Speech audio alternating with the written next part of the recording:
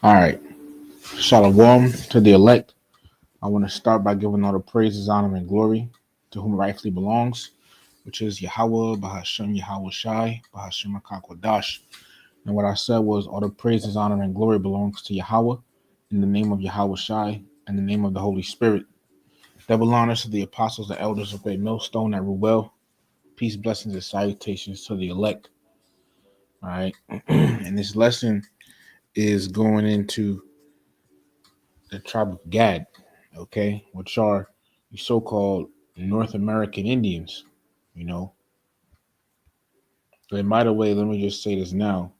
Salakia uh for any like background noise, you know, any other I have music playing, but any other, unintended background noise, I might have to go on pause. So I'm just giving it a heads up now. So if I have to go on pause, just skip ahead to the part where I continue to talk again. All right. But this lesson gonna be dealing with the tribe of Gad. All right, which are you so-called North American Indians? You see, you are Hebrew Israelites. You're not Native Americans from whatever tribe. All right, your real identity are Hebrew Israelites. You see, so try this 12 tribes chart. Okay, today we're gonna go into the tribe of Gad. All right, and by the way, we just pull it up now. If you don't know already, all right, there's anyone that wants to learn.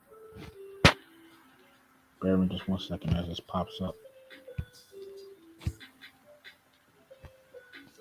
I on my channel there is a playlist little and I'm putting together, you know, going to the tribes of Israel. All right, and if you would like, to learn some more about other tribes, or when I get them all done, all right, we're going to the tribes of Israel. So this video will be here once it's done, Lord willing. Okay. So with that being said, all right. So yeah, once again, so-called North American Indians, your Hebrew Israelites of the tribe of Gad. All right, and before I get into Gad, I want to get what the name Gad means, which is really simple. Okay. So right here, all right, this is the book of Genesis, chapter 30, starting at verse 9. It says, when Leah saw that she had left bearing, she took Zilpah her maid and gave her Jacob to wife. All right. Now Jacob, okay, is the forefather of these we see on the sign right here. Okay. You know, Jacob is our forefather. Jacob, whose name was later changed to Israel. He was the forefather of these so-called Negro, West Indians, Haitians, all right, Latinos, Native American, and Seminole Indians. All right. He was the forefather of us Hebrew Israelites. You know, he was forefather of us Israelites. Okay. So what happened is, all right, he had wives. Okay, and her wives had handmaid maids. All right, and dealing with the tribe of Gad. All right, so it says when Leah saw that Leah is one of Jacob's wives. It says when Leah saw that she had left bearing, she took Zilpah her maid, all right, and gave her Jacob the wife. Okay, so Jacob went and laid with Zilpah, Leah's maid. Leah is one of our foremothers. Verse 10, and Zilpah, Leah's maid, bare Jacob a son. Okay, verse 11, and Leah said, a troop cometh, and she called his name Gad. Okay, so she saw a troop passing by. All right, and she named this son Gad. Okay, which when you look up Gad, all right, the name Gad, Strong's H1410, Gad, and it simply means troop. Okay, see, it says seven son of Jacob by Zilpah, Leah's handmaid. This is a full brother Asher. All right, then you have what? the tribe descended from Gad, and that's the people we're going to be talking about today, which are you so-called Native American Indians. All right, you know, because in the scriptures identify you. All right, as being Israelites. So moving on, and by the way, because so Gad meaning troop, right? Let me make this point clear real quick. I have the definition up here. Damn. But okay, actually, because I want to make something, I want to show something, but we'll come back to that. Remember, Gad means troop. Now, this is Genesis chapter 49, and verse 1 says, Israel's prophecy concerning his sons, Jacob's name, talking about Jacob, his prophecy. His name later changed to Israel, prophecy concerning his sons. All right, because he had 12 sons, which they had descendants, which became who? The 12 tribes of Israel. All right. And Jacob's 12 sons are also called or known as the 12 patriarchs. All right, but Genesis 49, starting at verse 1. And Jacob called unto his sons and said, Gather yourselves together, that I may tell you that which shall befall you in the last days. All right. So Jacob called unto his 12 sons. All right. Which Judah, Benjamin, Levi, Simeon, Zebulun, Ephraim, Manasseh, Gad, Reuben, Naphtali, Asher, Issachar. They were all, they were they were actual men, but then they had descendants, all right, which were tribes, and therefore they turned into tribes. All right, now we're dealing with the tribe of Gad, right?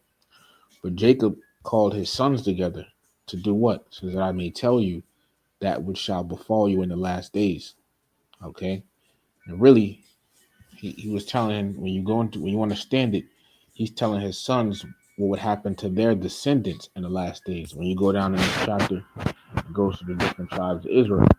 All right, prophecy concerning the different tribes of Israel, which we use to identify who the real Israelites are. Now, it says in the last days. Now, you look up Hebrews 1 and 1.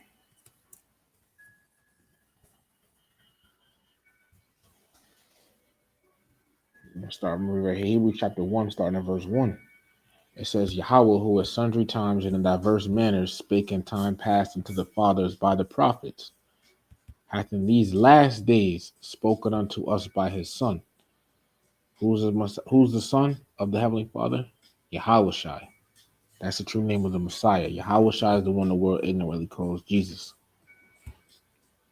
All right. So the last days, people think the last days is the times we're living in right now, which I mean, it is, but the last days isn't only that. The last days started when Yahushai, the Messiah, was walking the earth. To read about it, Matthew, Mark, Luke, and John. That's when the last days began. So from that time all the way up to now, there's the last days. Okay. So these prophecies will happen, um, during the last days, which is, from when the Messiah was walking on the earth from up to now. All right. At some point in time in between that, these prophecies came to pass, But primarily, what the 1400s, the 1800s, 1900s. All right, around that time. Now jumping down. All right. So Jacob called his sons together to tell them what would happen to their descendants in the last days. Verse 2, gather yourselves together and hear, ye sons of Jacob, and hearken unto Israel your father. All right. So now let's go down to the tribe of Gad. Other brothers have done lessons on this. Our apostles and elders of Great Millstone have done lessons on this, right? But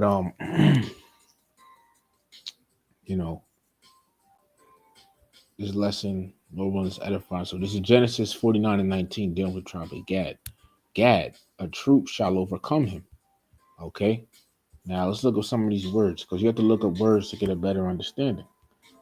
So Gad, a troop shall overcome. Let's look at what does the word overcome mean? Overcome. Gawad, Strong's H 1464, Gawad. And it says to invade, attack, to crowd upon, i.e. attack, invade, or overcome. Let's look up this word overcome real quick. Overcome definition says succeed in dealing with a problem or difficulty. Defeat an opponent. Bear with me 1 second.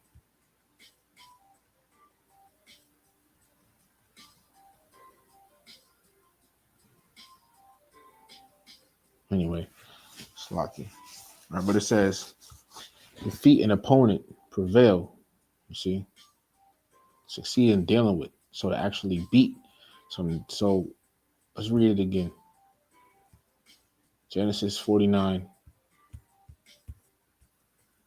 and 19. It says, Gad, a troop shall overcome him. Now dealing with this first part, a troop, right? Look at that word now, troop. God the Wad. All right. So God the Wad. Okay. Now under it, it says a band, troop, marauding band, raiding band, troop, band of divisions of army, a foray, a raid. Okay. Now, so the prophecy in Genesis 49 about the tribe of Gad says a troop would overcome them. Okay. So who is this troop that would overcome the tribe of Gad? All right. All right.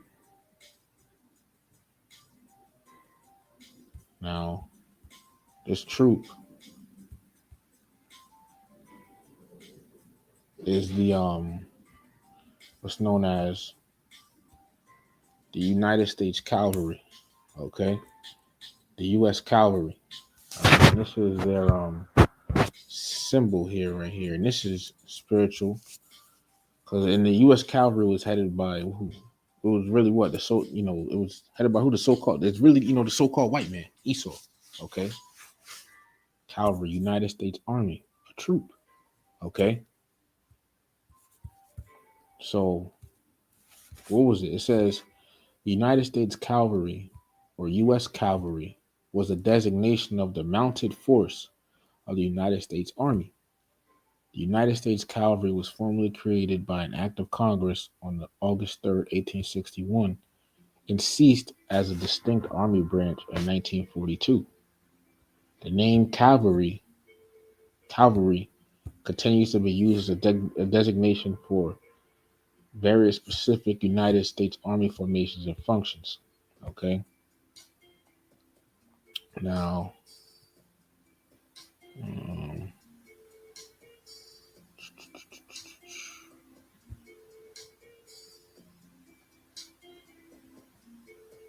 okay. So, right, real quick, I just want to get the definition of the word cavalry. When you look it up on Google, all right, it'll tell you like it said a hill. Bear with me 1 second.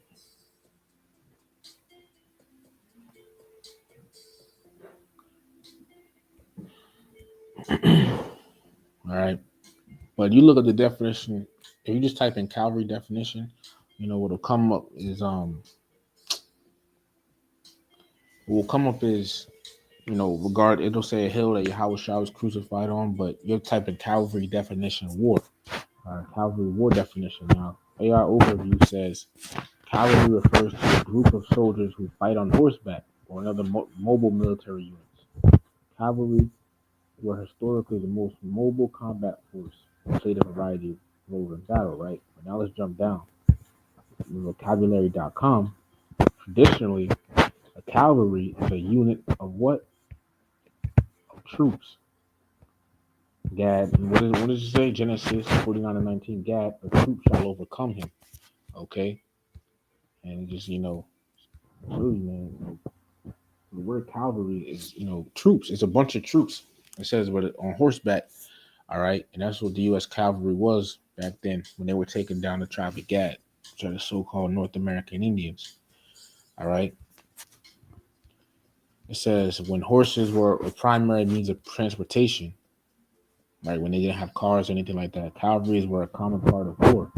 Since then, a cavalry might be any unit of soldiers that can be quickly deployed. All right.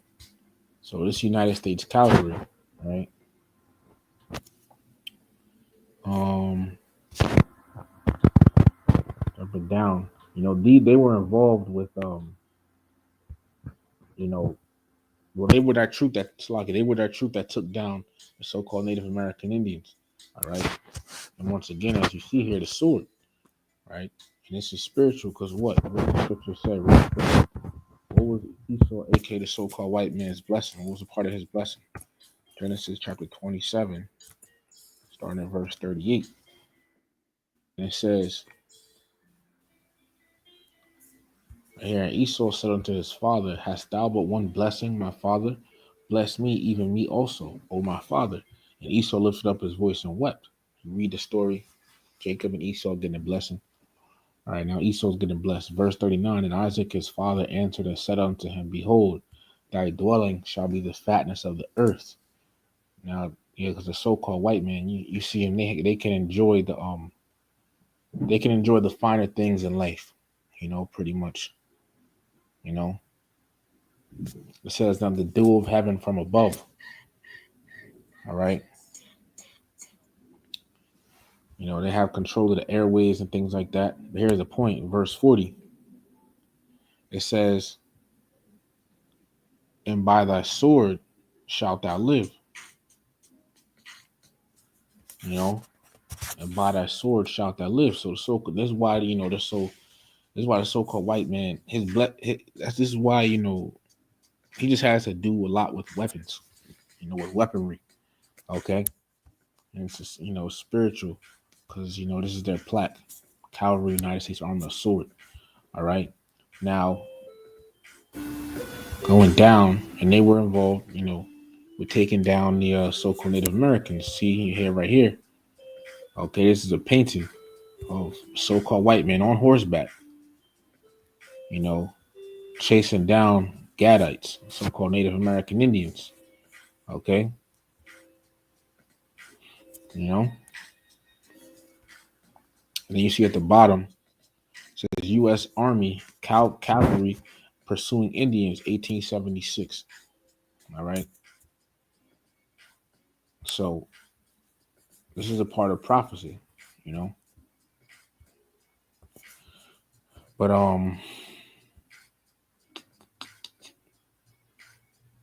it's a certain part I wanted to bear in 1 second. I'm gonna look for it.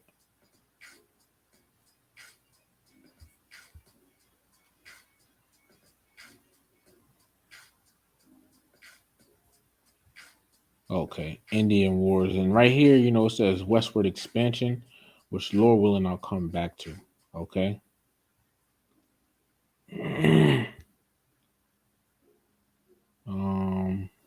Lord willing, I'll come back to that. All right, but under Indian Wars, so this U.S. cavalry was, you know, it was a part of once again it had something. They had the it's like I know I keep stuttering, man. Damn. But they were taking down Native Americans. They were that troop that overcame Gad. All right. 1 second. Let me just close this. All right, but it says here the U.S. cavalry played a prominent role in the American Indian Wars, particularly in the American Old West, which is the western side of the Mississippi River, pretty much. It says particularly notable for the Seventh Cavalry, associated with General George Armstrong Custer in the Battle of Little Bighorn, and the 9th and 10th Cavalry, the Buffalo Soldiers. Infantry units called the Indians, Walker Heaps, were also involved in some cases, where the main force deployed. Infantry, when mounted, were called mounted infantry. They lacked training and skill in horsemanship and cavalry tactics, right? But I want to look up this 7th Cavalry here, right? So 7th Cavalry. Okay. It was a regiment. Okay, and once again, look, this is their coat of arms here. Now you see, what do you see? At the top you see a sword. And under that you see Gad, Symbol of Gad here. Okay. The eagle, Deuteronomy 28, tells you about that. All right, but it says the 7th Cavalry is a United States Army cavalry regiment, born in 1866. Its official name is Garryowen, after the Irish heir Garryowen that was adopted as its marching. The regiment participated in some of the largest battles of the American Indian Wars, including its famous defeat at the Battle of the Little Bighorn, where its commander, Lieutenant Colonel General Armstrong Custer, was massacred. Slovakia, where its commander, Lieutenant Colonel George Armstrong Custer, was killed. The regiment also committed the Wounded Knee Massacre, where more than 250 men, women, and children of the Lakota were killed.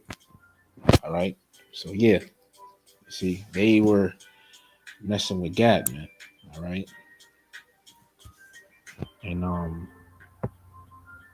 yeah, you just read about some of the stuff that they did, man. It's very you know, I can see why somebody would get upset. All right, and this is a trumpet that was used in the Battle of Little Bighorn, which we'll talk about in a minute. All right, it says founded 1878 on Little Bighorn, also called Custer's Last Stand, battlefield in Montana Territory. It was subsequently used by cavalry buglers Hardy and Wetmore in Arizona Territory until 1886, when Wetmore, who had inscribed his name on it, gave it to William T. Corbusier, the son of Colonel William H. Corbusier, etc. It doesn't really go into much. Okay, but this American Indian Wars.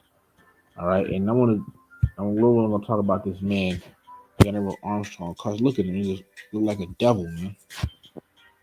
See, like a devil. Okay, Edomite, man. All right, but this American Indian Wars here. Now, what are the American Indian Wars? It says the American Indian Wars refers to a series of prolonged armed conflicts between various Native American tribes and European colonists. And keyword native, because Gad was already here first. You read Second Esdras 13:40 on down. You know, Gad is a part of the northern kingdom of the nation of Israel, and they had came over during the time of Arsares. The scriptures go into that. You see, but see these brackets right here. You know, showing the tribes that's a part of the northern kingdom of the nation of Israel, and Gad is in that. All right. Bear with me just 1 second. I gotta.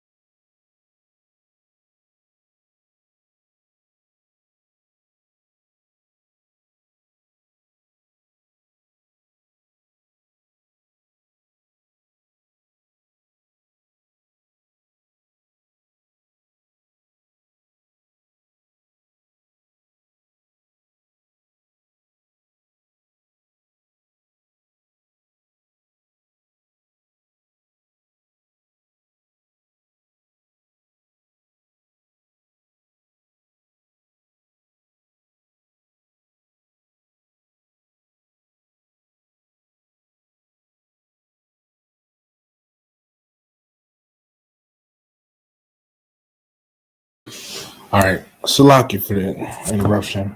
All right, but Native American Indian Wars. All right. So the American Indian Wars refers to a series of prolonged armed conflicts between various Native American tribes. Now you have natives because they're originally here. Because during the Nebuchadnezzar's 1340, the tribe of Gad is a part of the Northern Kingdom. As you see here on this 12 tribes chart, bracket, the tribes are part of the Northern Kingdom. They came to the Americas, which is called Arsareth, which means another land. All right. But the American Indian Wars, right? It says was a series of prolonged armed conflicts between various Native American tribes and European colonists, ESO. Later, primarily the United States federal government and settlers fought over land and resources across North America from the 16th to the early 20th century, marked by forced relocations of tribes onto reservations and significant loss of indigenous lives and territory. So came over here wrecking shop, man, pretty much, you know. And the thing is, I think later on this week is or sometime coming up is no, not later on this week. I don't think so. Slovakia. Let me see. Okay, yeah, next Thursday is Thanksgiving or Thanksgiving, you know. Man, you know, now they made a holiday out of killing off Gad, man. All right. But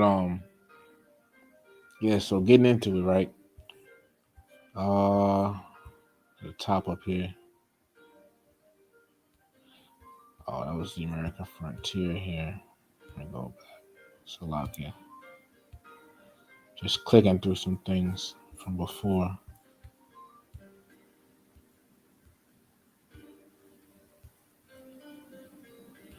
All right. So it says the American Indian Wars, also known, and this is a famous picture. All right. This is just a very famous picture. All right. Regarding the American Indian Wars. All right. But it says the American Indian Wars, also known as the American Frontier Wars and the Indian Wars, was a conflict initially fought by by European colonial empires, United States of America, and briefly the Confederate States of America and Republic of Texas against various American Indian tribes in North America. These conflicts occurred from the time of the earliest colonial settlements in the 17th century until the end of the 19th century. The various wars resulted from a wide variety of factors, meaning the wars, you know, came from a bunch of different reasons. The most common being a desire of settlers and governments for Indian tribes' lands. So these devils, they wanted the land that Gad had, that was originally Gad's, man. Okay, you know, they they wanted it, you know, and I believe when I was looking at the apostles going to it, they pulled up a picture. Let's see if I can find it.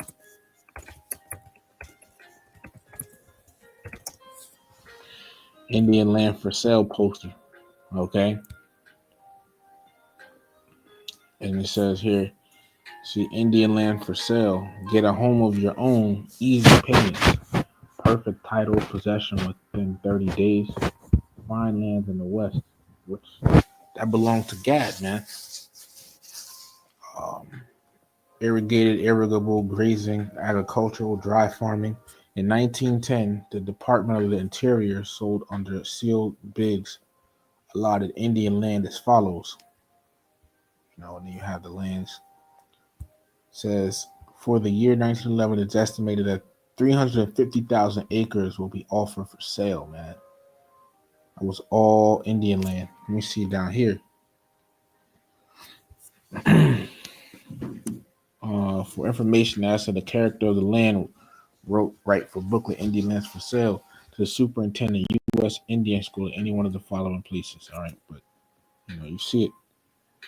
It says the average price per acre, Colorado. You know, so there you have it.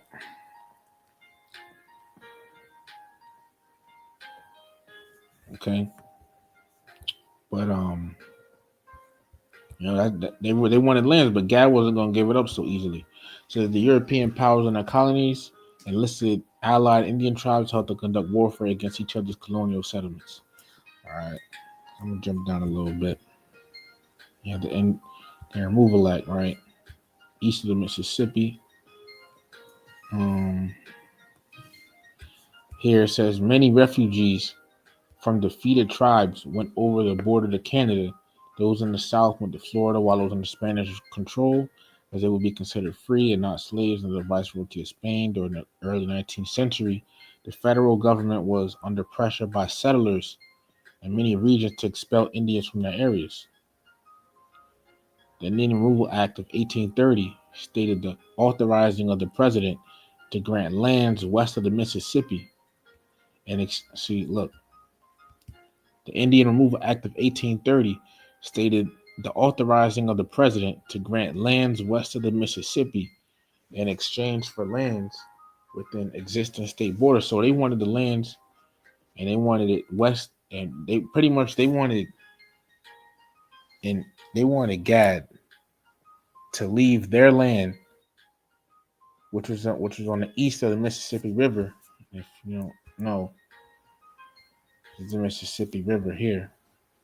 So they wanted Gad to leave their lands right over here and move over here so they could come and be here. But it's not their land to begin with, you know.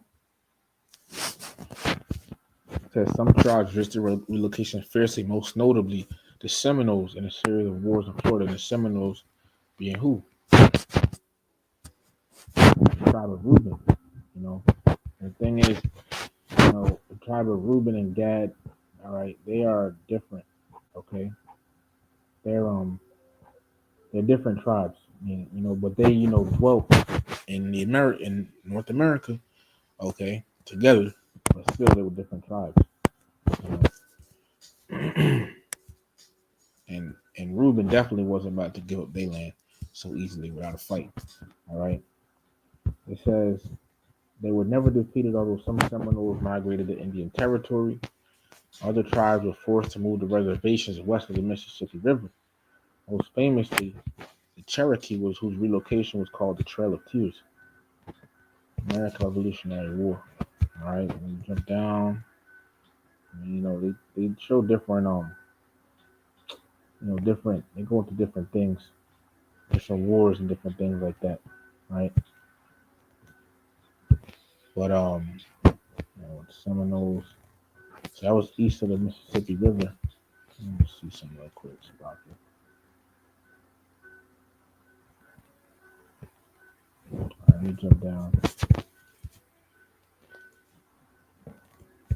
West of the Mississippi River. Okay. So now we're going to west of the Mississippi, right? Now it says the series of conflicts in the western United States between Indians, American settlers, and the United States Army are generally known as the Indian Wars. Many of these conflicts occurred during and after the Civil War to the closing of the frontier in about 1890. However, regions of the West that were settled before the Civil War saw significant conflicts prior to 1860, such as Texas, New Mexico, Utah, Oregon, California, and Washington State. All right, but jumping down, background. Right. So it says American settlers and fur trappers had spread into the western United States territories and had established the Santa Fe Trail and the Oregon Trail. Relations were generally peaceful between American settlers and Indians. So it said it started off peaceful pretty much. The Bents of Bentsport on the Santa Fe Trail had friendly relations with the Cheyenne and Arapaho, which are Gadite tribes. All right. And peace was established on the Oregon Trail by the Treaty of Fort Laramie, all right, signed in 1851 between the United States and Plains Indians and the Indians of the Northern Rocky Mountains. The treaty allowed passage by settlers building roads and stationing troops along the Oregon Trail. All right, so here, west of the Mississippi River, you see, now here, you see it says the Transman and the Cross Mississippi West. some post tribes and battles of Indian wars. But once again, this being the Mississippi River right here, these are, this was all inhabited by Gad. Gad, you know, Reuben around here as well, etc. In there. You see tribes like Crow, Blackfeet, Modoc, Bannock, Paiute, Navajo, Comanche, Southern Cheyenne, Kiowa, Pawnee, Sioux, if I'm saying that right, Sioux, Cheyenne, etc. All right, and God had this land, God had this here, and the East. This, before Esau came in, God had the whole land of America, man, and for parts of Canada, which brings me to this. This is Deuteronomy 33, and it says the blessing of Moses. Moses and his son Aaron, Aslaki and his brother Aaron. That story in the Bible. They blessed, and Moses in today's time would be he would be known as a so-called Haitian because the so-called because the tribe of Levi, all right, are the so-called Haitians. All right. Now jumping down, right, because he gave tribes their blessing. Now here, Deuteronomy 33 and 20, and it says, "And of Gad he said, Blessed be he that enlargeth Gad." And who is he that enlarged the tribe of Gad? He that enlarged Gad was Yahweh, who was the heavenly Father, and his son Yahweh Shai. Okay, they're the ones that enlarged Gad. Everyone second.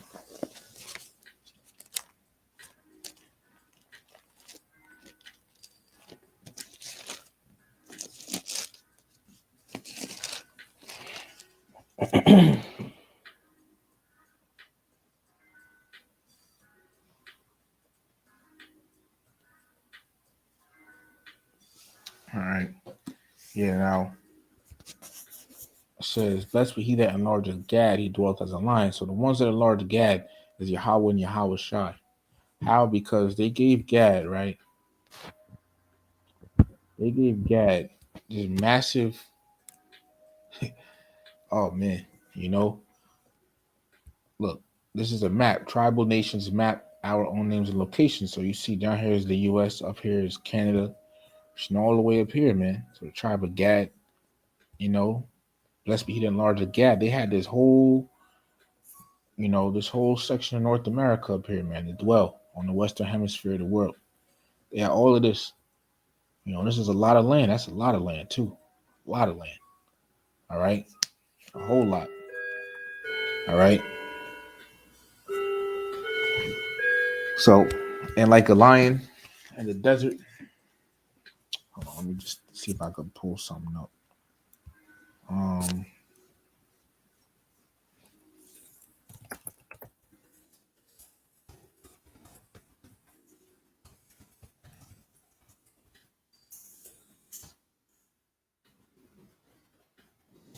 so I typed in, "Do lions in the right here? Do lions in the desert have a lot of land?" Now it says, yes, desert lions have large home ranges. The size of a lion's territory depends on how much prey is available, as well as access to water and dens. Desert lions have home ranges of 12,000 square miles or more, which is much larger than the 50 square miles of lions living on the Serengeti Plain. So, point being, lions, they have a lot of land. Okay. You know, lions typically tend to have lots and lots of land, man. All right. So when the scripture says, once again, and of Gad, he said, "Blessed be the Lord of Gad, he dwelleth as a lion." Okay. Because, meaning what? They had a lot of land. Where is it? You know, that's how they had a lot of land, man. Here's a picture. See? Now here, it says, the map of Native American tribes you've never seen before. Let me show this picture again here. All right. All right. It says, And I'm reading a little bit here. It says, I think a lot of people get blown away by, wow, there were a lot of tribes and they covered the whole country. You know, this is Indian land. Yeah, this is Gadite land, man. All right, Gadite and Reubenite land. All right, and that has a Seminole patriarch. All right, but Gadite and Reubenite land, man. Okay, this is their land, not you devils. Okay, y'all are the real, you so-called white people. You're really, truly the real illegal immigrants because you came to this country legally. You know, you came over here and tried to take, and took over. You know, God never, well, God never said, God never brought you over to this land, man. All right. It says for more than a decade, he consulted history books and library archives, called up tribal members, and visited reservations as part of research work map project. All right, so you're just talking about the poster. All right. Says you can look at Carapella's map and you can sort of get it immediately. Remember, says this is Indian country and it's not the Indian country that I thought it was because all these names are different. All right. Says he adds that some Native American groups got stuck with names chosen arbitrarily by European settlers. They were often derogatory names other tribes used to describe their rivals. And the thing is, yeah, you had rivals. Some people, some naysayers would say, see, what y'all had rivals, Native Americans had rivals. What is that supposed to mean? That take away from the fact that the Israelites? No, actually, it adds to it. Deuteronomy chapter 28, verse 54. It's one of the curses that will happen to the Israelites.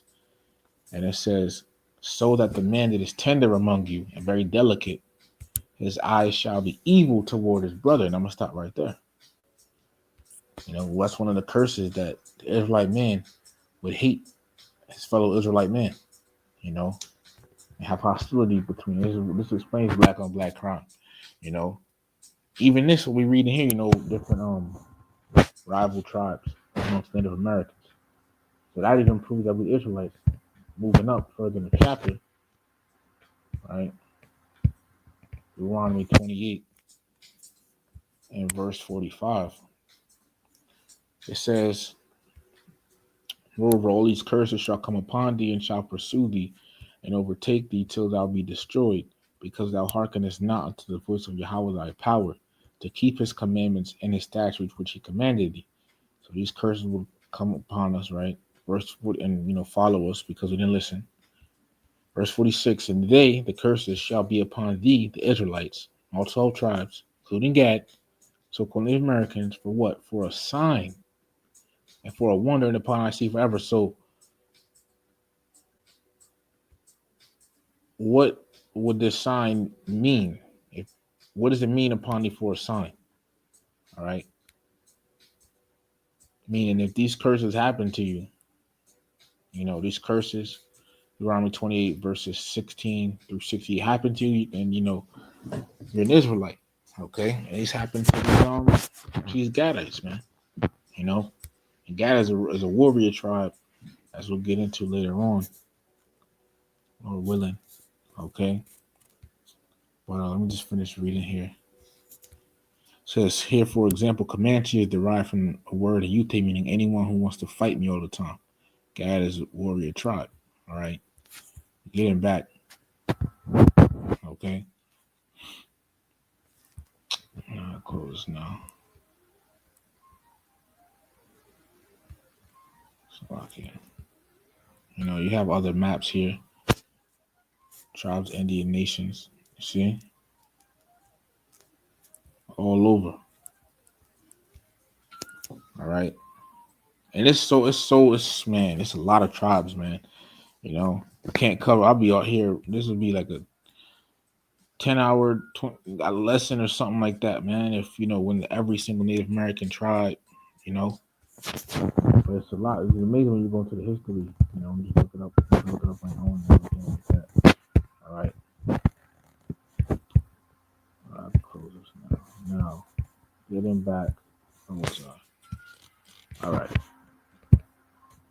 Moving back. So these Gadites. All right. So here it is. Esau wanted to move Gad from the east part of the Mississippi River to the lands west of it. And now here they want to take over the west. It's crazy, man. All right. And this Treaty of Fort Laramie, you know, Gad, allowed safe passage for settlers and everything on their lands. Okay. However, right, let me just jump down to the point so it don't be too drawn out. It says here miners, ranchers, and settlers expanded into the plain, and this led to increasing conflicts with the Indian populations of the West. Many tribes fought American settlers at one time or another, from the Utes of the Great Basin to the Nez Perce tribe of Idaho. But the Sioux, if I'm saying that right, Slovakia, of the Northern Plains and Apaches of the Southwest waged the most aggressive warfare, led by resolute, meaning pretty much determined, strong, militant leaders such as Red Cloud, and there's a picture of him right there, and Crazy Horse, which they drew. All right, so the Sioux were relatively new arrivals on the plains, and the plains is I wish I had a probably click on it. I have to find it after I finish reading this. All right, but it says the Sioux were relatively new arrivals on the plains, as they had been sedentary farmers in the Great Lakes region previously. They moved west, displacing other Indian tribes and becoming feared warriors. The Apaches supplemented their economy by raiding other tribes, and they practiced warfare to avenge the death of a kinsman. Okay, but I want to the plains because it said the plains because you pretty much you had Indians out here, different Indian tribes west of the Mississippi River and the plains and everything out here. Okay, now I got here plains Indians, and this man, it's interesting things to read about. Regarding the tribe of Gad. Okay, but we went to how um we pretty much went into how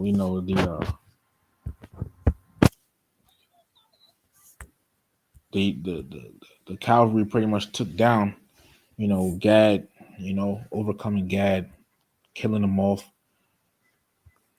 removing their lands. And actually, let me read some of that. All right, this dude, Colonel George Armstrong Custer, the regiment also committed the Wounded Knee Massacre. Let me read about that real quick. Okay, Wounded Knee Massacre. Yo, let me get off the bone real quick. So, Wounded Knee Massacre. All right, it says the Wounded Knee Massacre, also known as the Battle of Wounded Knee, was a massacre of nearly 300 Lakota people by soldiers of the United States Army. The massacre, part of what the U.S. military called the Pine Ridge Campaign, occurred on December 29, 1890, near Wounded Knee Creek on the Lakota Pine Ridge Indian Reservation in South Dakota, following a botched attempt to disarm the Lakota camp.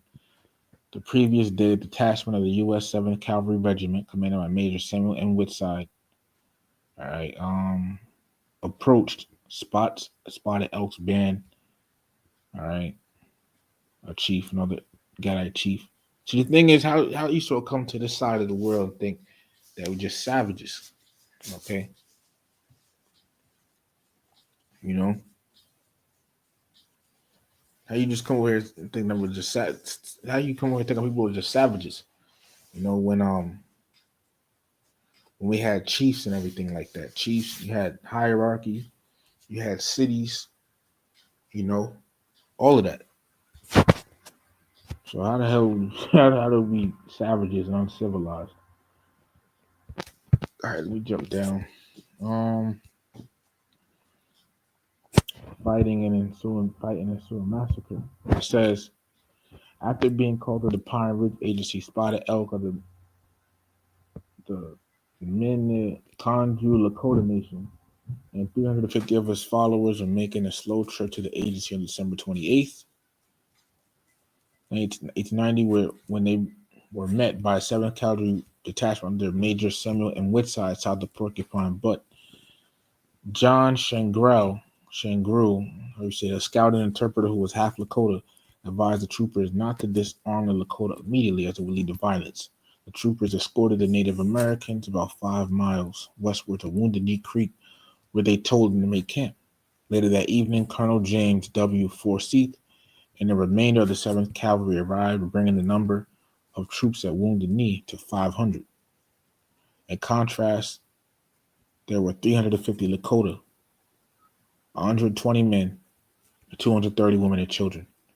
The troopers surrounded Spotted Elk's encampment and set up 4 rapid-fire Hotchkiss design M1875 mountain guns. And what is this? I believe this is also called the Gatling guns. I think I'm wrong. Let me just make sure. I'm not sure. But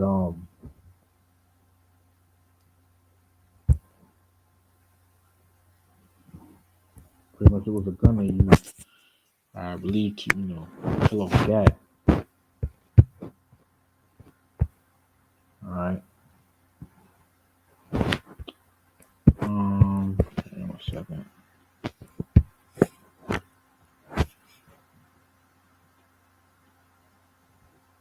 All right, let me read some of this right here.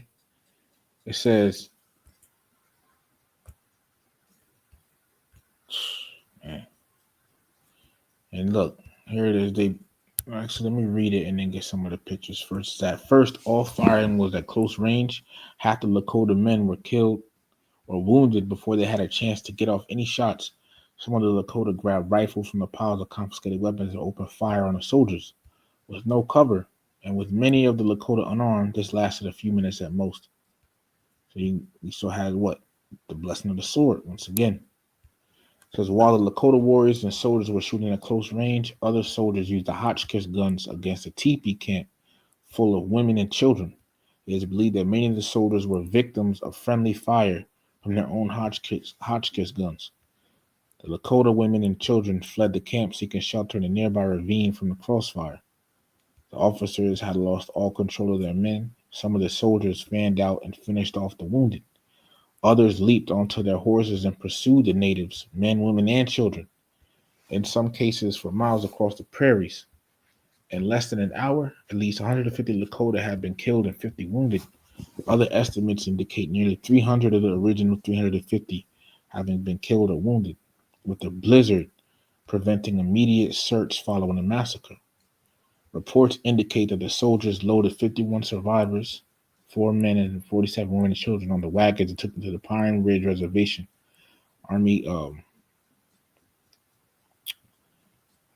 Says Army casualties number 25 dead, Black Coyote died at Wounded Knee. All right, but it's lucky. But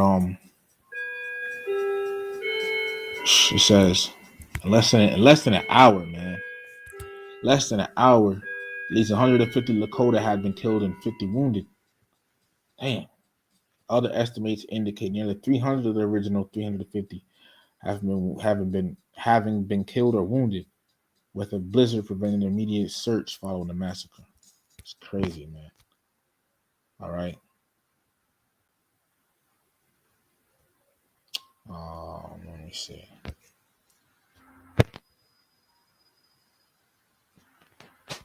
And this is a picture of the chief that lay dead after the massacre. It's crazy, man.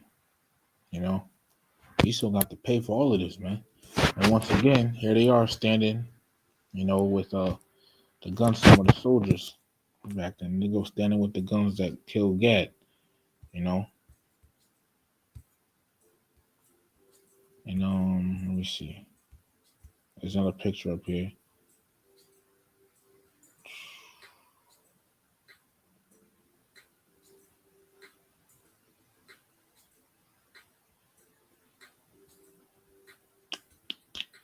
It says here, mass grave for the Lakota dead after the massacre. See the soldiers up here and Gad down here, So the thing is, when we get in the kingdom, Esau, you're gonna have to pay for this, man. You're gonna have to pay. And we As Apostle Hart said, we ain't gonna show you nothing but pure, unadulterated hate. Let me look at that word unadulterated real quick, man. You know, but yet you have Christians that want to save the so-called white man. Unadulterated, it says not mixed or diluted with any different or extra elements, complete and absolute, pure. You gonna realize you think we hate you call us hateful now, but you gonna realize you gonna know what hate is in the kingdom. Oh yeah, oh yeah, because we're gonna remember all this. You know, we finally gonna have upper hand. All right, let me see. Where was it? Uh, okay, I was back over here. Okay.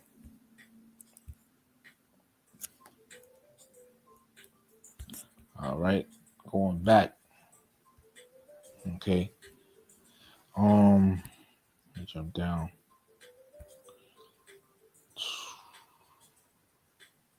Let me just finish. I probably should have read this part first with Salaki, but it says on the morning of December 29th, the U.S. cavalry troops went into the camp to disarm the Lakota.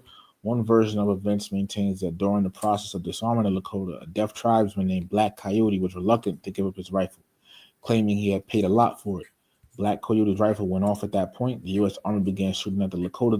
The Lakota warriors fought back, but many had already been stripped of their guns and disarmed. By the time the massacre was over, more than 250 people of the Lakota had been killed and 51 were wounded. 4 men and 47 women and children, some of whom died later. So the thing is, you killed a lot of our men and women and children. So what do you? So you think in the kingdom we gonna care about your women and children? Definitely not your men. All right.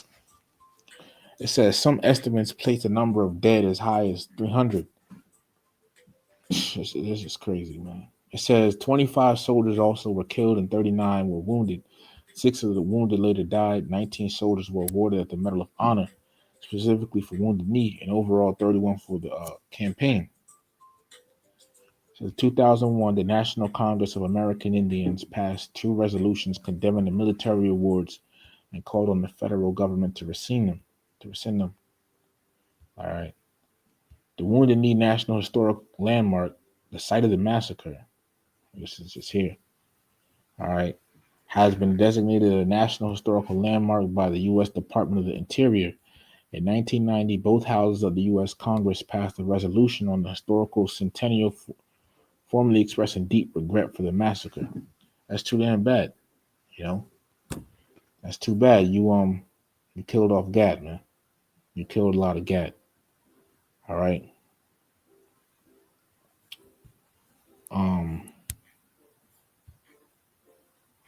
Just want to read some of these eyewitness accounts. It says Thomas Tibbles.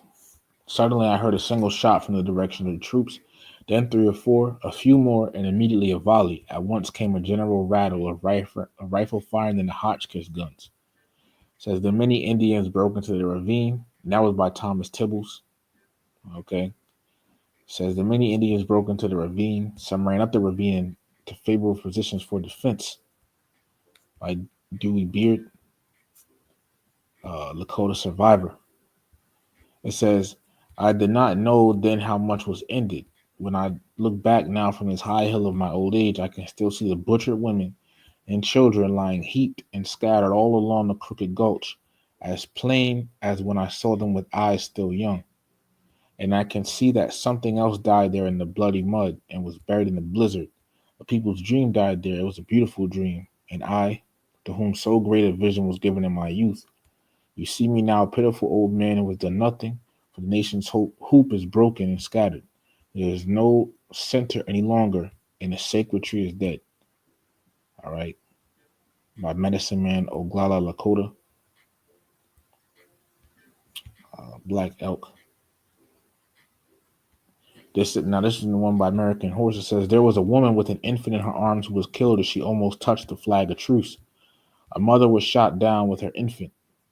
The child, not knowing that its mother was dead, was still nursing. And the thing is, he saw killing off a lot of, he killed a lot of them, but it's like it's their land. At the end of the day, that's their land. They were there first. But because you want it and because they want to defend, now you want to start killing them off. But it was a long time ago, right? It says the women as they were fleeing with their babies were killed together. Uh, oh wait, it says a mother was shot down with her infant. The child, not knowing that its mother was dead, was still nursing. The woman, the women as they were fleeing with their babies were killed together, shot right through. And after all of them had been killed, a cry was made that all those who were not killed or wounded should come forth and they will be safe. Little boys came out of their places of refuge, and as soon as they came in sight, a number of soldiers surrounded them and butchered them there, man. Wait till we get you devils in the kingdom, man. Just wait. You want to forget all about all of this, you know? You gonna get it, man. Okay? You're gonna get it. All right. But moving on, right? Because I wanted to talk about that. And this next one is right. I'm just going to go to these Plains Indians because it's a lot. Some really nice info in there. All right. Let me just see about Custer real quick. I want to bring up some stuff about Custer, man. This devil. Okay. And you're going to get to the Battle of the Little Bighorn in a second, Lord willing. All right. But this is, don't look like a devil, man. You could see the hate in his eyes, man. Okay.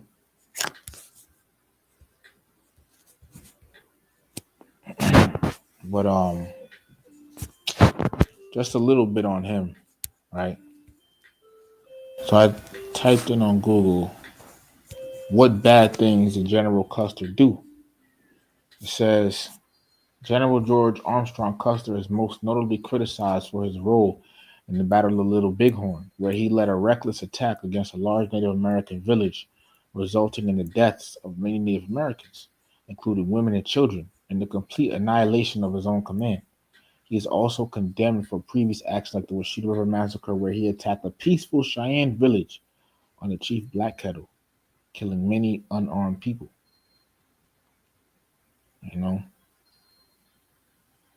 Says here, in June of 1876, George Custer led nearly 650 men of the 7th Cavalry into the valley of the Little Bighorn, attacking a village of upwards 10,000 people.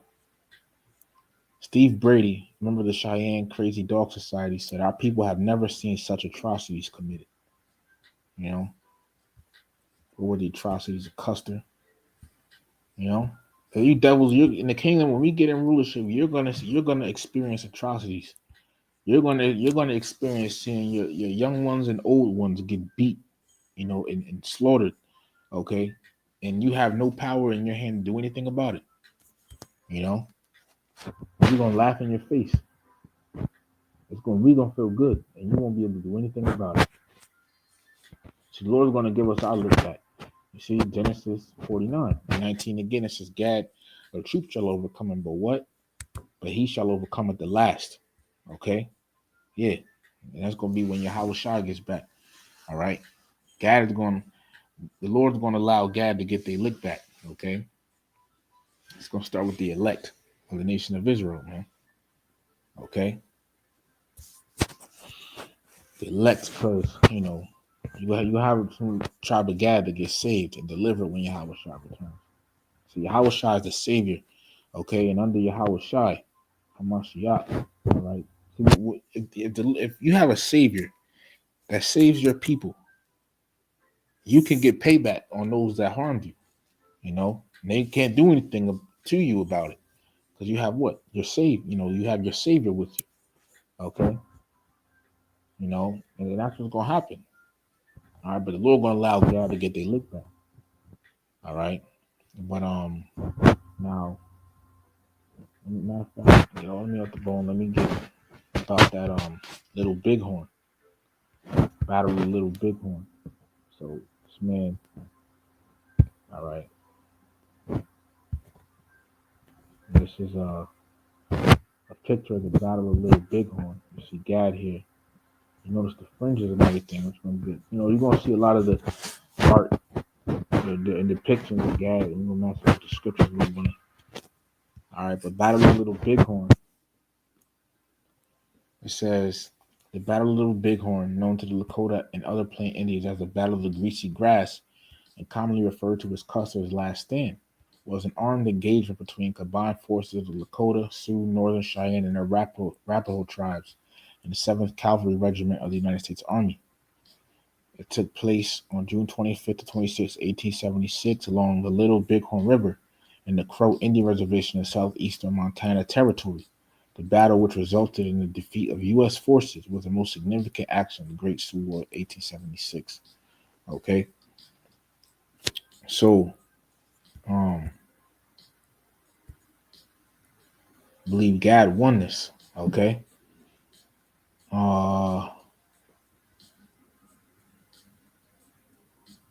jumping down here. All right, it says the fight was an overwhelming victory for the Lakota, Northern Cheyenne, and Arapaho, who were led by several major war leaders, including Crazy Horse and Chief Gall, and had been inspired by the visions of Sitting Bull. And there's another chief. Okay, that's another one too. Crazy Horse, Sitting Bull, Chief Gall. All right, Sitting Bull. This is a picture of Sitting Bull here. Okay, see, all their face, man. I mean, yeah, they were going off to have a long hair like that too, but that, man. Okay, and to an extent, it looked like some of the rest of the Northern Kingdom tribes too, and their old pictures and things like that. All right, but it says the U.S. 7th Cavalry, a force of 700 men, commanded by Lieutenant Colonel George Armstrong. All right, just says the very major general during the American Civil War suffered a major defeat. 5 of the 7th Cavalry's 12 companies were wiped out. Custer was killed, as were 2 of his brothers, his nephew, and his brother-in-law. The total U.S. casualty count included 268 dead and 55 severely wounded. 6 died later from their wounds, including 4 Crow Indian scouts and at least 2 Arikara Indian scouts. These different tribes and things like that. But and this is where it happened, in the location of Montana. All right, we'll leave something around here. All right, moving on.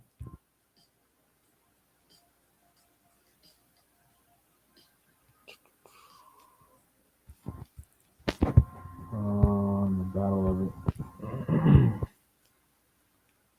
Let's get right to Custer's fight.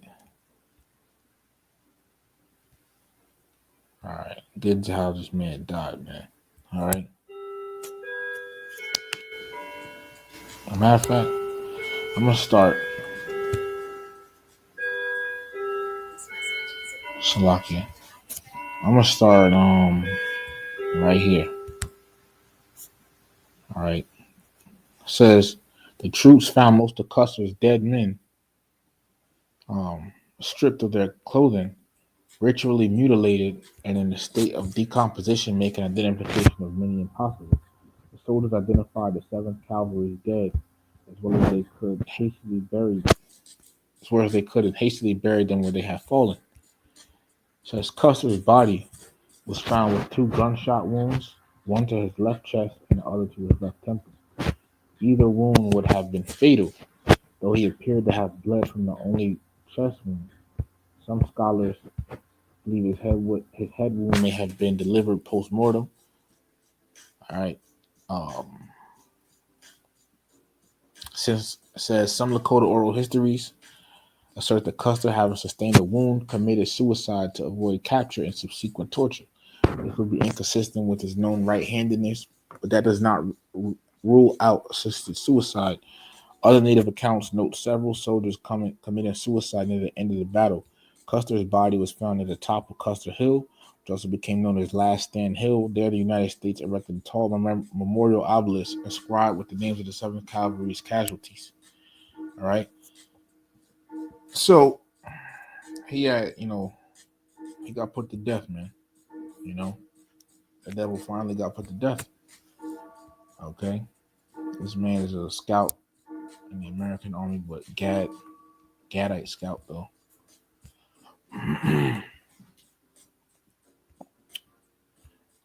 Different weapons they had of the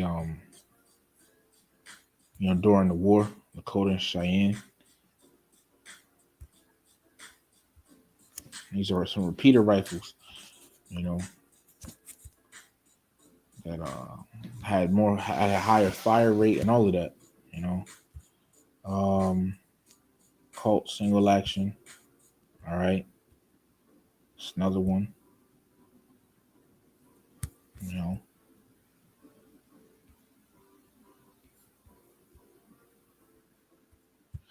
And let me just see survival claims. Salakia. Actually, no, I'm not gonna read all of that. All right. You can look up more of it if you want, but just to move along, so the lesson ain't, too long. All right, let me see the time on it now. All right, yeah, gotta move along here. All right, so the Plains Indians, right? Now, I just wanted to this. So it says Plains Indians or indigenous peoples of the Great Plains and Canadian prairies are the Native American tribes and First Nation band governments who have historically lived on the interior plains, the Great Plains and the Canadian prairies. So, out in that region, western Mississippi, etc. All right, it says while hunting, farming cultures have lived on the Great Plains for centuries prior to European contact, the region is known for the horse cultures that flourished from the 17th century through the late 19th century. The historic nomadism and armed resistance to domination by the government and military forces of Canada and the United States have made the Plains Indian culture groups an archetype in literature and art for Native Americans everywhere. The Plains tribes are usually divided into broad classifications which overlap to some degree. The first group became a fully nomadic horse culture during the 18th and 19th centuries, following the vast herds of American bison. I'm going to talk about that too. Although some tribes occasionally engage in agriculture. And these are the different tribes. All right. This is a painting of one of the Native Americans, one of the tribes called Kainai. Sounds like, Hebrew word Kanai a little bit. All right. But let me just see horses. Okay. And there is okay, here we go. So horses, pretty much these Gaddas, they had incorporated horses into their lifestyle, and that was really, useful. Here you see it says Stump Horn of the Cheyenne and his family with the horse and travois. I'm saying that right. You look at what a travois is. Travois says a type of sledge formerly used by North American Indians, especially of the Great Plains, to carry goods, consisting of two joined poles pulled by a horse or dog. You see, in a horse because they incorporated that. All right. Here's a picture. You see Gad up here. Women and children. The man here and the horse and the travois. All right. But here, right, it says the horse enabled the Plains Indians to gain their subsistence with relative ease from the seemingly limitless bison herds. It says riders were able to travel faster and farther in search of bison herds to transport more goods, thus making it possible to enjoy a richer material environment than their pedestrian ancestors. For the plains people, the horse became an item of prestige as well as utility. They were extravagantly fond of their horses and the lifestyle they permitted. So Gad was over here, living, pretty good. They was able to move around faster. They had the travois. They could take their what they got back. You know, instead of walking around everywhere, right? So Gad was living kind of good with it, man. All right. Now jumping down to where it says slaughter of the bison.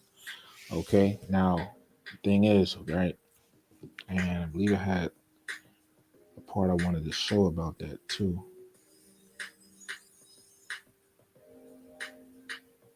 Okay. Slovakia. Before I get that, right, let's type this in. Bison hunting, right? So bison hunting, right?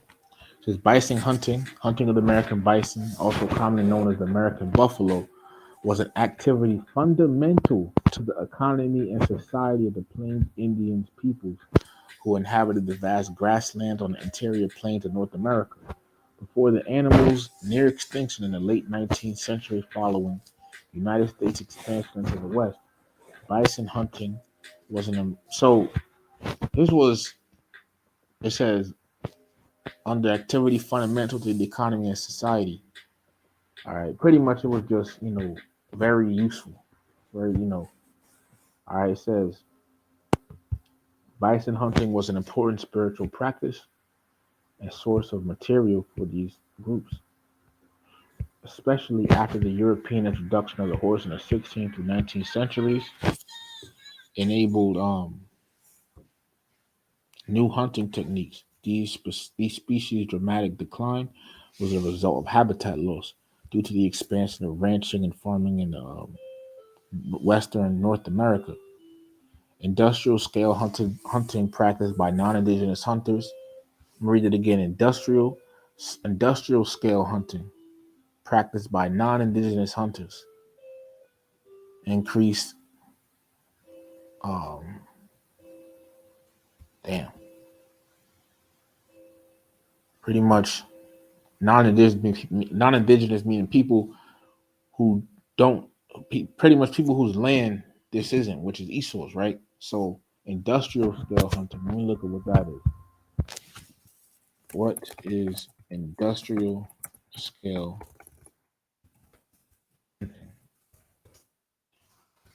Industrial scale hunting, it says, is the systematic and organized hunting of animals for profit, often using large fleets and modern technology. It can have a devastating impact on animal populations, leading to overexploitation and the near extinction of some species. You see? So that was detrimental, right?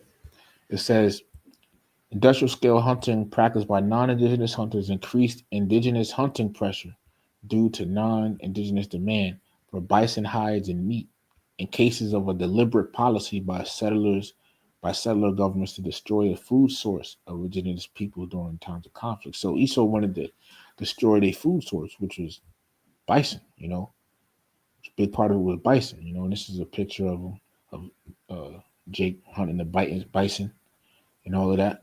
All right. This is says a group of images by Edward Muybridge, or how we say it, set to motion to illustrate the animal's movement. This is a famous bison motion picture right here. Okay. So Gad would be hunting this, man. And the thing is, this bison is very, very useful to Gad, man. Okay. The hide, which I'm about to get in a minute, you know, the meat, all of that. Very useful to Gad. All right, but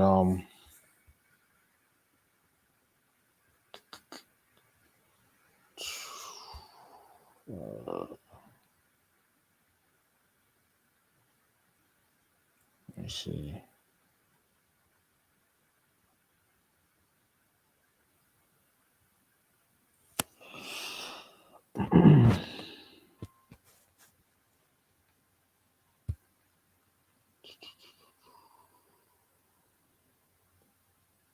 All right, let me read some of this.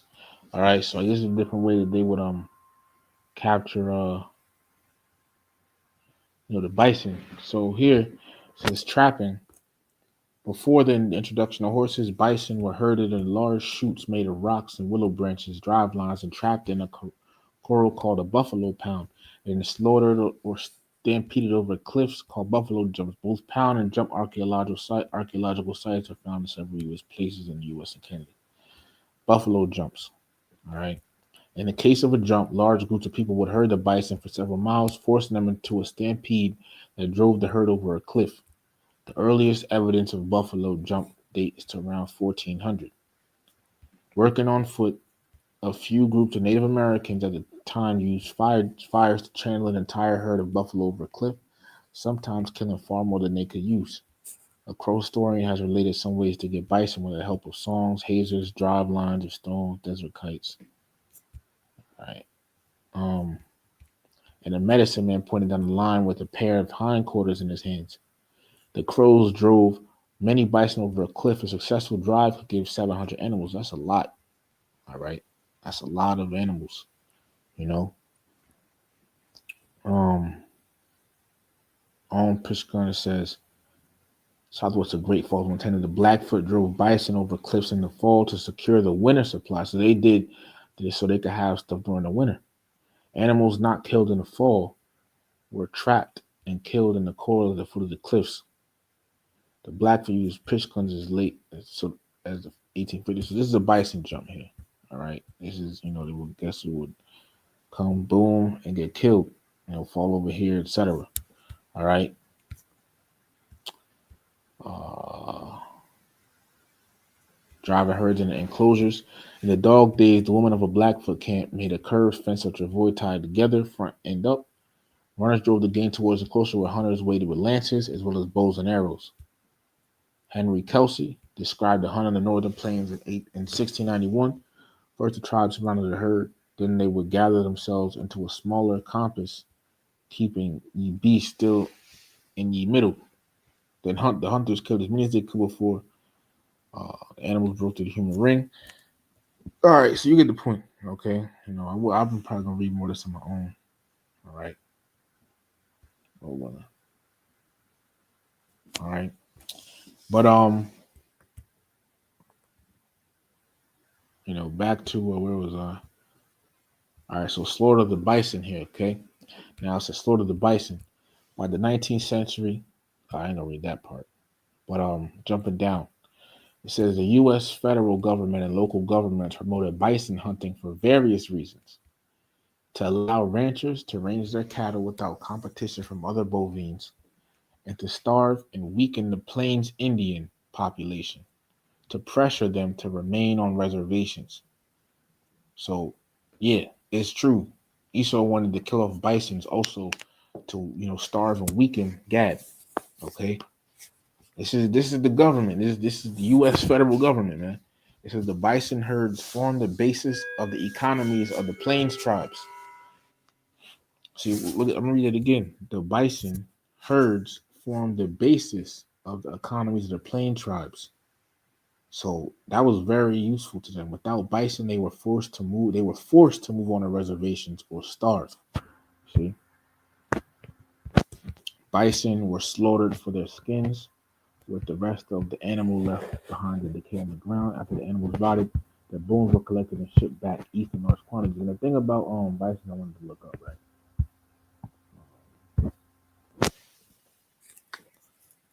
What? Because let me see what comes up.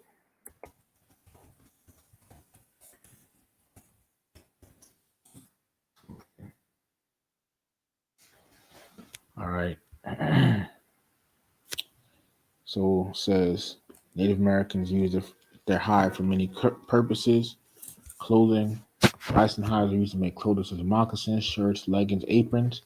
Bedding. Bison robes were soft, durable, and water resistant, making them ideal for bedding and outdoor use.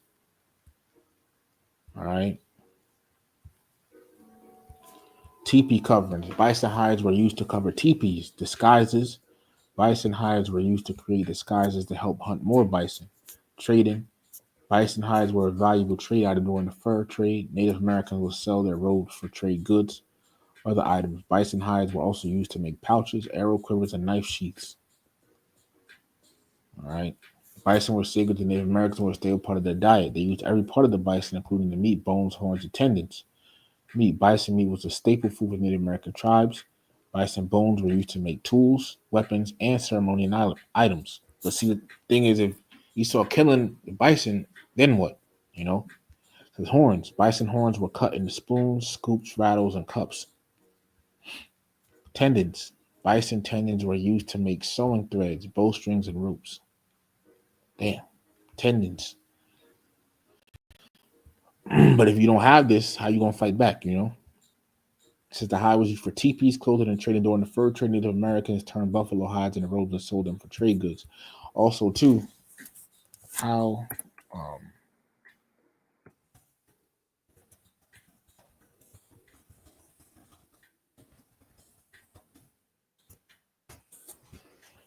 so here, how warm would bison hide be in the winter for Native Americans? It says a bison hide, especially one taken during the winter months, would be extremely warm. Considered one of the best natural insulators against cold weather, allowing Native Americans to withstand frigid temperatures due to the thick, dense fur that bison grows to survive harsh winters. Essentially, a bison hide could keep you very warm in cold climates. Thick fur. Bison develop a thick, woolly undercoat during the winter, providing excellent insulation against cold winds and low temperatures. You see, for example, this is a bison hide. You know, you see, so that will keep you warm. You know, this is a man wearing it here. Guy wearing it. During the winter. So the bison was a very important resource for Gad, man. All right. But back here it says the railroad industry also wanted bison herds culled or eliminated. Herds of bison on tracks could damage locomotives when the trains failed to stop in time. Herds often took shelter in artificial cuts formed by the grade of the track, winding through hills and mountains in harsh winter conditions. As a result, bison herds could delay a train for days. The slaughter of the bison had substantial adverse impacts on Native American people who relied on them. These impacts were both immediate and persistent. By the early 20th century, bison nations had greater child mortality um, and unemployment compared to in nations that were never relying on the bison, et cetera, right? Now, read here. It says in 1874, President Ulysses S. Grant pocket vetoed a federal bill to protect the dwindling bison herd. In 1875, General Philip Sheridan pleaded to a joint session of Congress to slaughter the herds to deprive the Plains Indians of their source of food. This meant that the bison were hunted almost to extinction during the 19th century and were reduced to a few hundred by the early 1900s. This is a bison. This is a literal picture of bison skulls in 1870s. Okay, you see Isha stand at the top. You see the devil is a cancer, man. Like all these skulls, man. All of these skulls. You know, just to starve out Gad. Mainly. Okay, he got his foot on it. It's crazy, man. All right, this is you so-called white people. This is a part of your history, man. Okay, and the thing is, Gad, messed up on trusting you devils. Okay, this is the book of Sirach, chapter 12. Oh, man. Sirach, chapter 12, and verse 10. And it says, never trust thine enemy. Psalm 83 gives a list of some of the enemies of the nation of Israel. Okay. And the first one is Edom, which are you so-called white people. So never trust the enemy under no circumstances. This goes even for now. Don't trust this devil, man. You know they got coming with they came at you with the jump shot. You know the C-19 back in 2020. All right, you know in 2021. Okay, all of that, man. All right, but it says for like as iron rusts, so is wickedness. So just like iron rusts, you know, pretty much they true feelings about your people are gonna come out eventually. Let me just jump down. Verse 12 says, "Set him not by thee, lest when he hath overthrown thee, he stand up in thy place. Ye let him to thy right hand, lest he seek to take thy seat. And thou at the last from of my words be pricked therewith." You see, and that's what they did. You know, God messed up on trying to I mean, shows that we're peaceful people, but God, made peace and everything with them. But you see what Esau did, stab him in the back. Verse 13, who will pity a charmer that is bitten with a serpent, or any such as come nigh wild beasts? You know? So who would pity someone that that. So if you're going, in other words, you're going to dance with the devil, why should anybody feel sorry for you? And this even nowadays, you see why Jake hanging around so-called white men, a bunch of them, and their family and everything just hanging around them, and end up getting hung. Okay. But jump down to verse 16. It says, "The enemy speaketh sweetly with his lips, but in his heart he imagines how to throw thee into a pit." Psalm 55:21. The words of his mouth was soft, was smoother than butter, but war was in his heart. Since he will weep with his eyes, but if he find opportunity, he will not be satisfied with blood. Okay. This is what they did to Gad, man. All right. But moving on, right? Agriculture and plant foods, no. Hunting, no. Clothing. All right. Okay, let me read a little bit about clothing about Native Americans, right? So it says hides with or without for providing material for much clothing. Most of the clothing consisted of the hides of buffalo and deer, as well as numerous species of birds and other small game. Plains moccasins tended to be constructed with soft brain tanned hide on the vamps and tough rawhide for the soles. Men's moccasins tended to have flaps around the ankles, while women's had high tops, which could be pulled up in the winter and rolled down in the summer. Honor warriors and leaders earned the right to wear what? War bonnets, headdresses with feathers, often of gold or bald eagles. Now, a war bonnet, right? This is in the scriptures. See? This is a bonnet, and the war bonnet, and this is Deuteronomy 33, verse 20. Again, and of Gad he said, "Blessed be he that enlargeth Gad." He wrote to the line, went over that, and teareth the arm, the blood brother covered it, with the crown of the head. And what's the crown of the head? The crown of the head is where is it? Wait 1 second. Here we go. It's this war bonnet. It says eagle feather war bonnet, Cheyenne, 19th century trade beads, eagle feathers, etc. That's another picture of the war bonnet right there. Well, another type of headdress. You see the different war bonnets, and the thing is, you see Gad with fringes on them, and even in some of the the Latin tribes, they have fringes on it, and that's a custom of the Israelites. This is the book of Numbers, chapter 15, verse 38. And it says, verse 57, and Yahweh spake unto Moses, saying, "Speak unto the children of Israel, and bid them that they make them fringes in the borders of their garments throughout their generations." See, but who? The children of Israel. This is the custom of the Israelites, a law that was given to the Israelites to make fringes, okay, at the borders of the garments. Yet they put upon the fringe of the borders a ribbon of blue.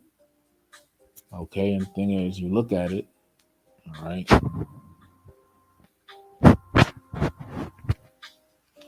You look at different pictures, there's actually a border of blue right above the fringes. Okay. These are Israelites, man. So-called Native Americans are Israelites. And it's another picture of the headdress. You know, the war bonnet. Okay. But the thing is, what are these friends? What What are, I mean, the thing is, we wear fringes now. On our garments. We're Israelites, man. All right. We don't wear those. Let me just say, you see brothers wearing, on the highways and byways with the garments. And this is why. And the fringes. And what does it mean? Verse 39, it says, "And it shall be unto you for a fringe, that ye may look upon it, and remember all the commandments of Yahweh, and do them, and that ye seek not after your own heart and your own eyes, after which ye used to go a whoring, that ye may remember and do all my commandments, and be holy unto your power." All right. So the Lord pretty much gave us a commandment to put a fringe on our garments so we can remember all the commandments of the Lord and do them. That's what it really means. Okay. But it's spiritual, just further shows that local Native Americans are Israelites because they wore that, you know. But all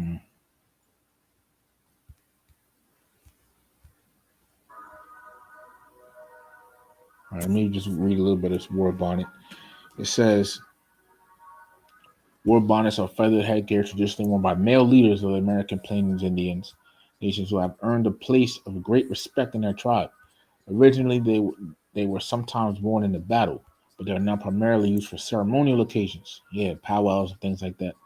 In the Native American and First Nations communities that traditionally had these items of regalia, meaning royalty.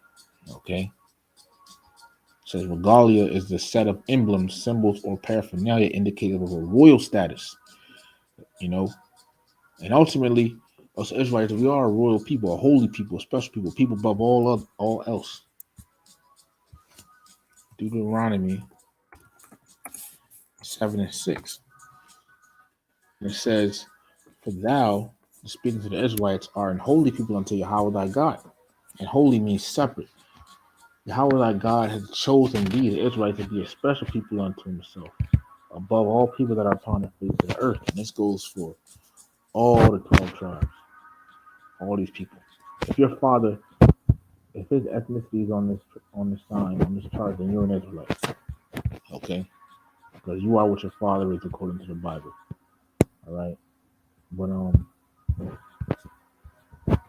Native American and First Nations communities, all right, God, they are seen as items of great spiritual and political importance and to be worn by those who have earned the right and honor to formal recognition by the people. All right, so moving on. Okay, I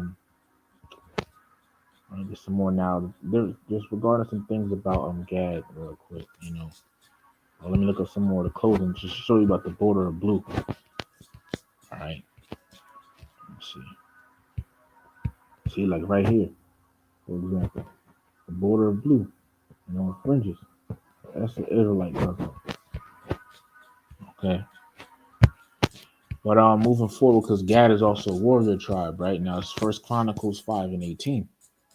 The sons of Reuben and the Gadites, see, so-called Seminole Indians, so-called North American Indians, and had the tribe of Manasseh, of valiant men able to bear buckler and sword, and to shoot with bow, and skillful in war were 40,703 square that went out to the war, which has 44,760.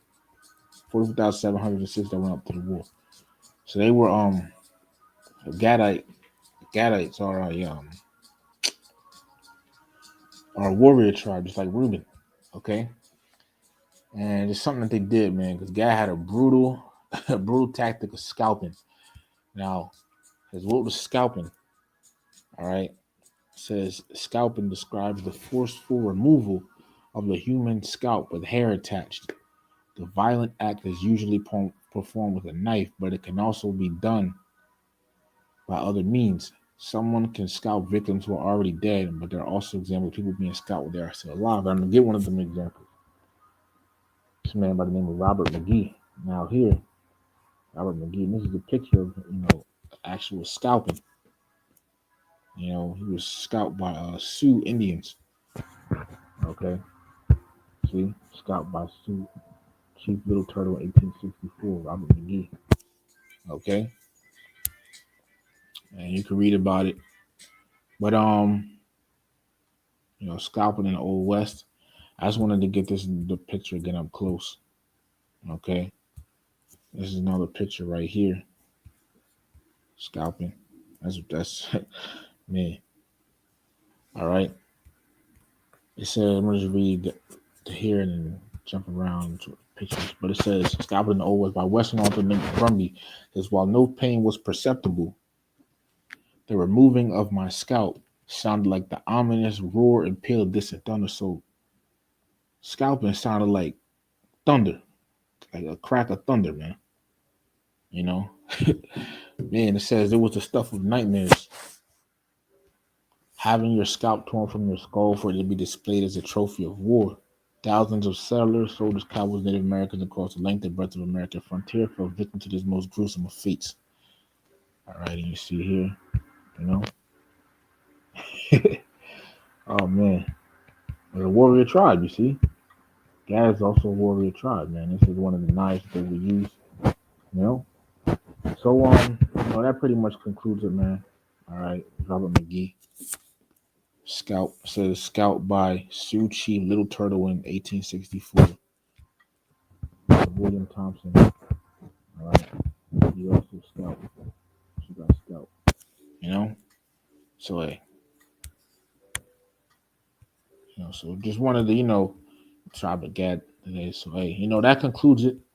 All right, you so-called North American Indians, you are a tribe of Gad. All right, it's time for you to return back to your power, Yahweh, who is the Heavenly Father, the true name of the Heavenly Father.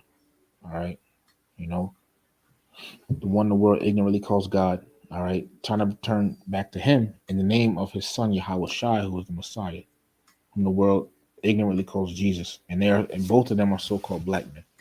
All right, so hey, with that, giving all praises, honor, and glory to Yahweh, Bahashem, Yahweh Shai, Bahashem, Akakodash, that belongs to the apostles, elders, Nelson, and well. Peace, blessings, and salutations to the elect. Shalom to the elect.